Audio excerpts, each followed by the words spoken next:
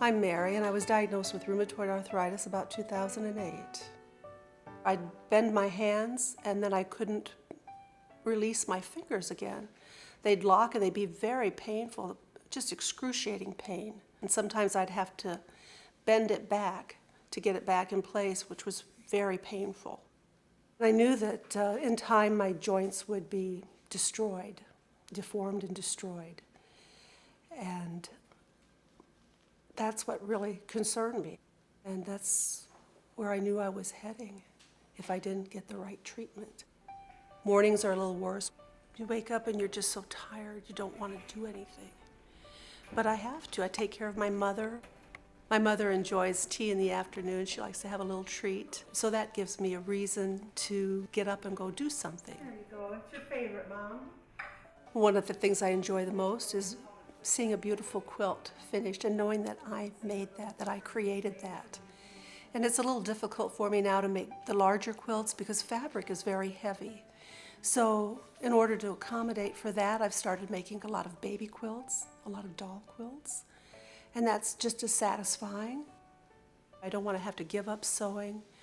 To me, that would be even more distressing and depressing to just quit and just lie in bed and read a book or do something like that. I want to keep doing what I enjoy for as long as I can.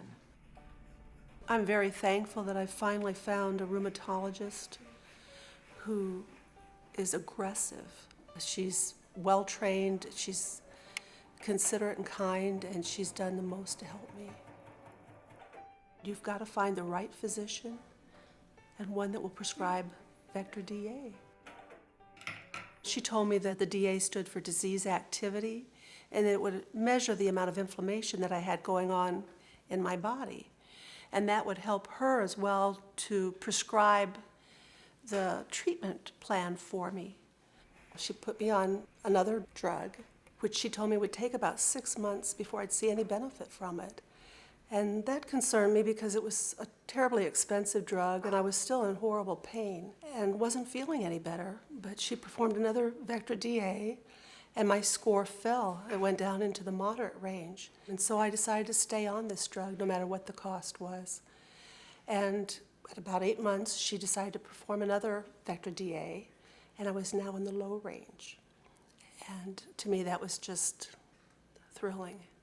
And that test gave me the hope that in time, I might be in remission. And I wouldn't have any more joint replacements or deformities. And that's what I was looking forward to.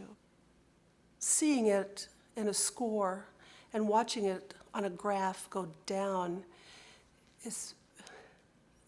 there just aren't any words for it. I had one orthopedic surgeon who told me you have to keep moving. And I just keep thinking of that you're better off if you keep moving. It may hurt, but you just have to keep going. For someone who's newly diagnosed, I would tell them that it's not the end of the world. These days there are wonderful drugs that can stop it, put it into remission. There's Vectra DA. There's no need in continuing to take a certain treatment or therapy if it's not having an impact on your body. So there's not a need to sit home and feel sorry for yourself about what you can't do. You have to look forward to what you can do. I think we could do that. I think we could pick out the fabrics for that. Let's do that. Yeah.